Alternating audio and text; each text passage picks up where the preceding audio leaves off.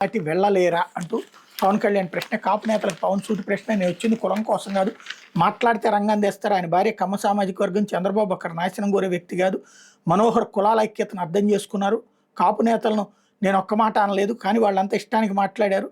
నేను తెగిస్తే మీకు మూలాలు ఉండవు, అక్కడ దాకా తీసుకురావద్దు జనసేన అని జనసేన సాధకుల భేటీలో ప్రసంగం. మాజీ సీఎం వద్ద 100 మంది 150 మంది రౌడీలు ఉంటారంటుంటారు. 20,000 మంది ముందు వాళ్ళు నిలబడగలరా, తగ్గించగలరా, మనల్ని తట్టుకోలేరు. నన్ను విమర్శించే కాపు నాయకులందరికీ 12 ఏళ్ల తర్వాత మౌనం వీడి చెప్తున్నాను. నేను వచ్చింది ఒక కులం కోసం కాదు అని జనసేనాని డిప్యూటీ సీఎం పవన్ కళ్యాణ్ స్పష్టం చేశారు. సీఎం చంద్రబాబు ఒకరు నాశనం కావాలని కోరుకునే వ్యక్తి కాదని చెప్పారు. రెండో రోజు రాజమహేంద్రవరంలో పర్యటన అనంతరం మంగళవారం సాయంత్రం పవన్ కళ్యాణ్ జనసేన సాధకుల ఆత్మీయ సమావేశంలో మాట్లాడారు. నన్ను కులపరంగా తిట్టింది చాలు, మాట్లాడితే వంగవీటి రంగ గారిని మధ్యలోకి తీసుకొస్తారు. ఆయన సతీమణి కమ్మ సామాజిక వర్గం, వాళ్ళ బిడ్డలిద్దరూ ఈ 2 కులాలకు చెందిన వాళ్ళు. మీ చూపు తీరు చాలా దారుణంగా ఉంది. కుల ప్రస్తావంతో నేను ఎప్పుడు రాలేదు. చిన్నప్పుడు నేను స్కూల్కి వెళ్ళినప్పుడు నా సహ విద్యార్థి తల్లి మీద ఏ కులం అని అడిగితే ఇంటికి వచ్చి నా తల్లిని అడిగా.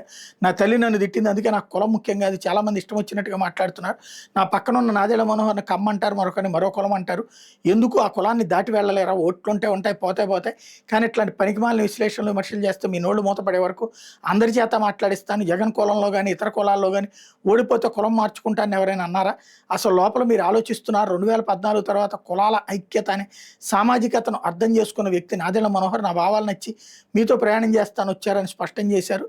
మాజీ ముఖ్యమంత్రిని అరెస్ట్ చేయాలని నేను ప్రధాని వద్దకు పోతే నా వేలుంగరం కూడా నాతో పాటు రాదు.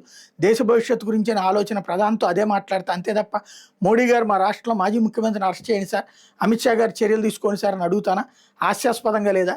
సనాతన ధర్మం అంటే ఏదో మూర్ఖత్వం అన్నట్టుగా కొంతమంది అంటున్నారు. 33,000 మంది అమ్మాయిలు అదృశ్యమయ్యారంటే నన్ను విమర్శించారు. అదే కేంద్ర హోంశాఖ నిర్ధారించింది కదా.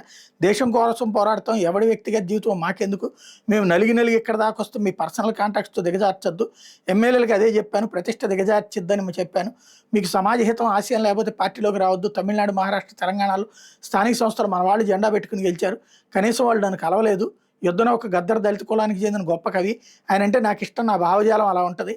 మోడీ ఆడపడుచులు నన్ను అర్థం చేసుకున్నారు. నా కోసం పనిచేసిన యువత బైక్ సైలెన్సర్లు బీకి అడావిడి చేసేవాళ్ళు ఈరోజు పార్టీ కోసం కష్టపడి పనిచేస్తున్నారు. షేక్ హసీనా లాంటి మహిళలు ఇళ్లలో నుంచి బయటికి రాని గృహిణులు నా కోసం పనిచేస్తున్నారు.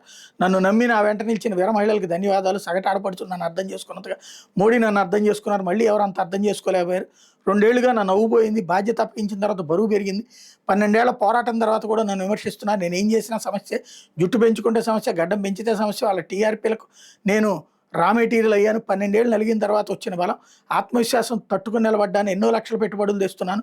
రాయల్ ఎన్ఫీల్డ్ మొదలుకొని ఫైటర్ ప్లేన్స్, గూగుల్ వంటి కంపెనీలు వస్తున్నాయంటే రాజమండ్రిలోనే దానికి మూలాలు పడ్డాయి.